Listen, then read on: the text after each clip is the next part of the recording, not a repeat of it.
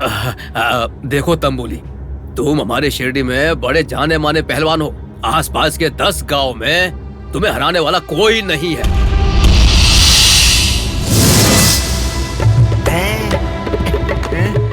इसलिए तुम्हें उस फकीर के पास जाना है। उसे गुस्सा आए या फिर चिढ़ जाए, ऐसी कुछ बातें करनी है। उसके बाद उसे अपने साथ कुश्ती लड़ने के लिए चुनौती देनी है। बेचारा अपनी मर्यादा को बचाने के लिए जरूर मान जाएगा।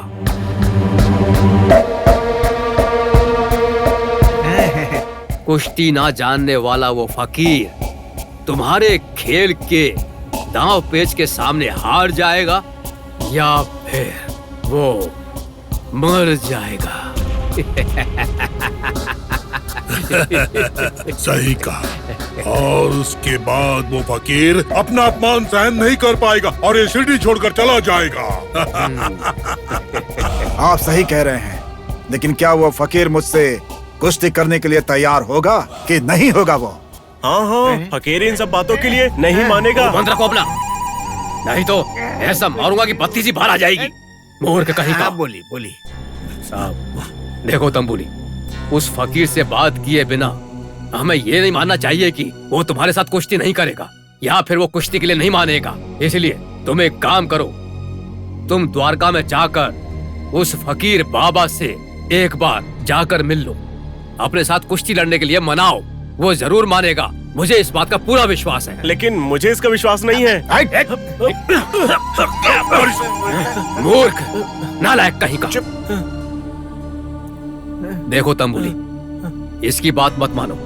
एक काम करो, आज ही वहां जाओ और उस फकीर बाबा को किसी भी तरह कुश्ती के लिए मनाओ।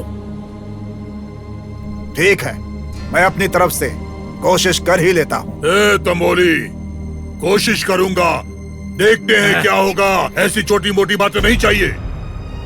तुम्हें वहां जाना है, उस बाबा को उकसाना है और किसी भी तरह उस बाबा को तुम्हारे साथ कुश्ती लड़ने के लिए मजबूर करना है। समझ रहे हो ना मेरी बात?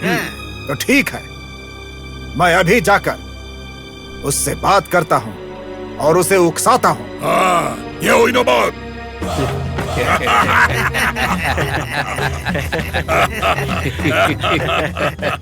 बाबा, अब देखो तुम्हारी क्या हालत होगी।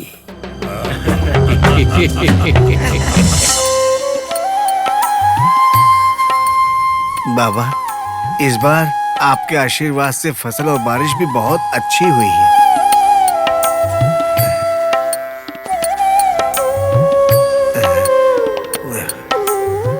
बाबा, आपके प्रसाद से मेरे बच्चे का पेट बिल्कुल ठीक हो गया है बाबा।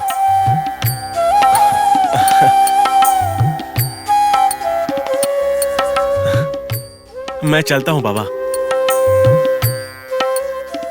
बाबा, आप एक बार हमारे घर चलकर हमें आशीर्वाद दीजिए बाबा।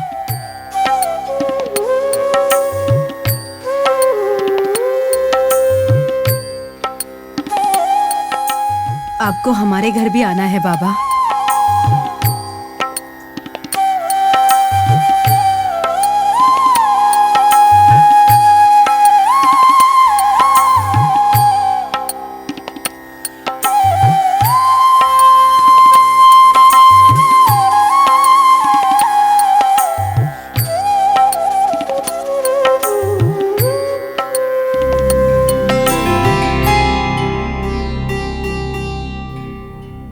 बाबा, मेरी एक विनती है आपसे। हाँ बोलो। अगर आप आज्ञा दें तो मालसापति, बागोजी, बायजामा, मानवली और सभी भक्तजन मिलकर के इस पुरानी द्वारका को फिर से जीर्णोद्धार करना चाहते बाबा। जीर्णोद्धार करना चाहते हैं? लेकिन क्यों? यहाँ तो सब ठीक ठाक है। यहाँ कहाँ ठीक है बाबा, बारिश में तो पानी टपकता है, जोर से हवा आई तो ये दीवारें सब हिलने लगती हैं। क्योंकि आप यहाँ पर रहते हैं बाबा, हम सब चाहते हैं कि इसकी साफ सफाई करके आपके लिए व्यवस्थित कर दें। आपकी इच्छा पूरी नहीं होगी। क्यों? क्योंकि आप जिस द्वारका को ठीक करने की सोच रहे हैं ये बाबा उसमें ज्यादा दिन नहीं रहने वाला है। ये क्या बोल रहे हो तुम? सच बोल रहा हूं मैं। ए साईं बाबा, इस शिरडी के लोग तुम्हें भगवान बुलाते हैं। अगर तुम भगवान हो और तुम्हारे में भगवान की शक्ति है तो तुम्हारे अंदर एक अलौकिक शक्ति भी होनी चाहिए। ये मूर्ख! बाबा में अलौकिक शक्तियां बिल्कुल हैं। अच्छा, तो ठीक है। शनिवार के दिन हनुमान मंदिर के सामने होने वाले कुश्ती प्रतियोगिता में इस बाबा को मुझसे लड़कर मुझे हराना होगा, तभी मैं मानूंगा इसे।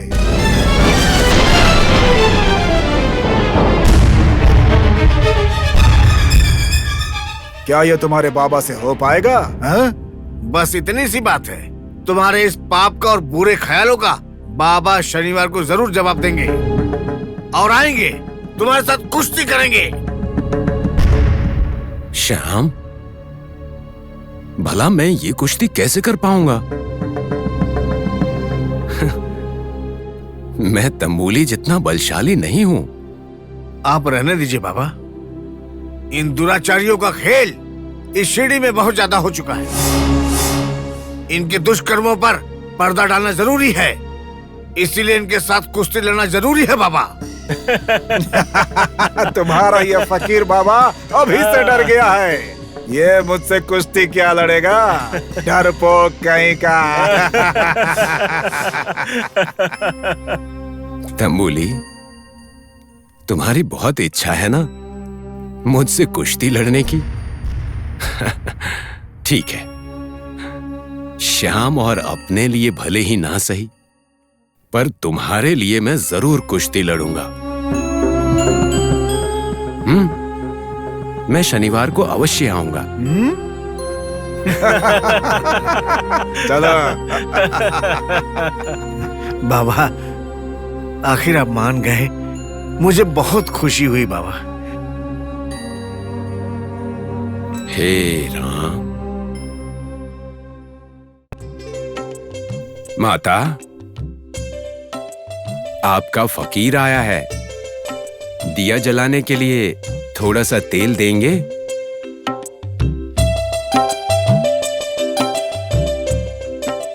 दिए के लिए तेल देने के लिए कोई मना थोड़ी ना करेगा। ये लीजिए।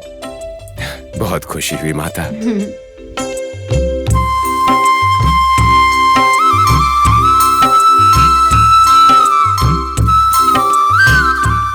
माता, दिया जलाने के लिए थोड़ा सा तेल दीजिए।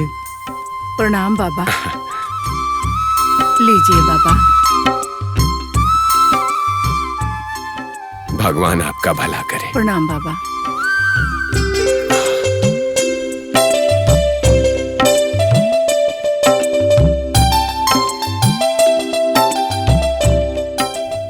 पांड्या।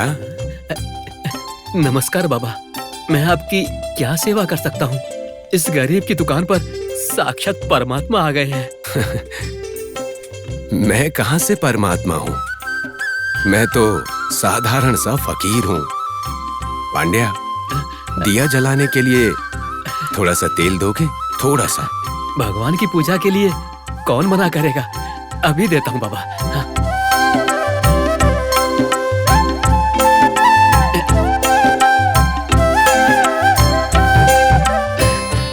बहुत खुशी हुई पांड्या।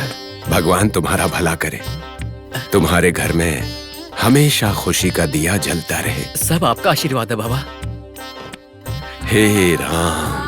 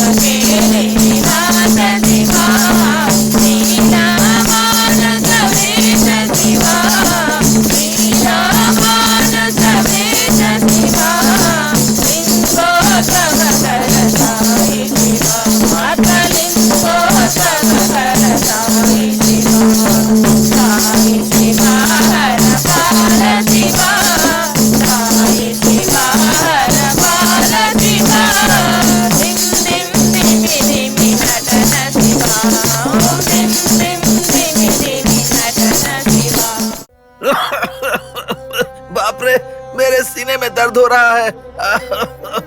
अरे उठिए उठिए, बहुत दर्द हो ये रहा है। लीजिए, काढ़ा पी लीजिए, आराम मिलेगा।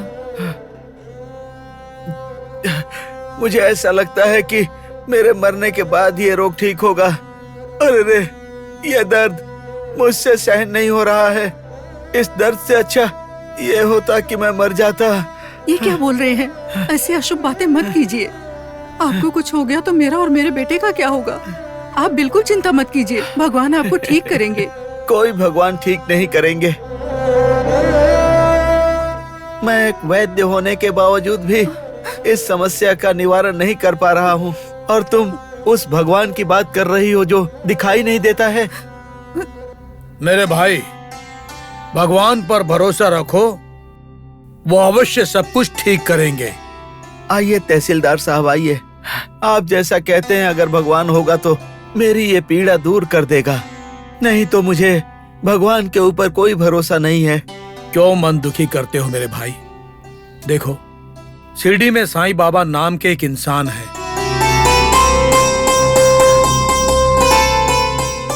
और उन्हें सारे महाराष्ट्र के लोग भगवान की तरह मानते हैं। देखने वाले उन्हें भगवान मानते हैं। अगर तुम मानो तो हम लोग शिरडी चलते हैं। उनके दर्शन करके तुम्हारी बीमारी ठीक हो जाएगी।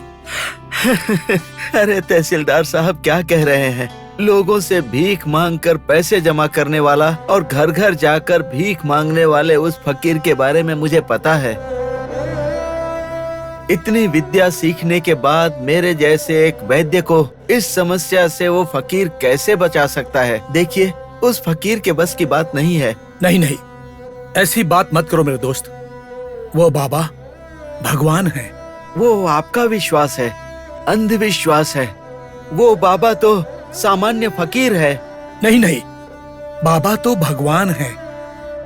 देखो मेरे दोस्त, तुम्हारे भले के लिए मैं तुम्हें एक बात बताऊंगा। आज के दिन विज्ञान चाहे जितना भी बढ़ गया हो, चाहे कितने ही आविष्कार हो गए हो, आज तक कुछ आश्चर्यजनक बातों का राज पता नहीं चला है, क्योंकि वो सब इंसान के समझ से बाहर की बातें हैं। देखो दोस्त, बाबा पर भरोसा करके एक बार शिरडी चलो। मैं तुम्हें कहता हूं, तुम्हारी इस बीमारी का इलाज तुम्हें वहां जरूर मिलेगा। मेरी बात मानो। देखिए तहसीलदार साहब, मुझसे जबरदस्ती मत कीजिए। मैं विज्ञान को जितना मानता हूँ उतना ही धर्म को भी मानता हूँ। एक मुसलमान फकीर की दी हुई दवा को खाकर मैं अपना धर्म भ्रष्ट कभी नहीं करूँगा। मेरे दोस्त, धर्म? कौन सा धर्म?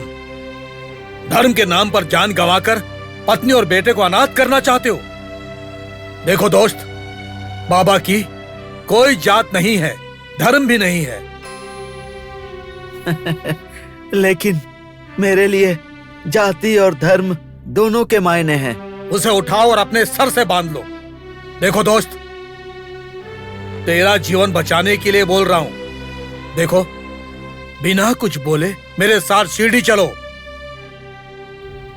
पिताजी चलिए ना, एक बार शिरडी चलकर आते हैं। पिताजी सुनिए जी, बच्चा कितने दिल से बोल रहा है, मान जाइए ना इसकी बात। मान जाओ दोस्त, मान जाओ।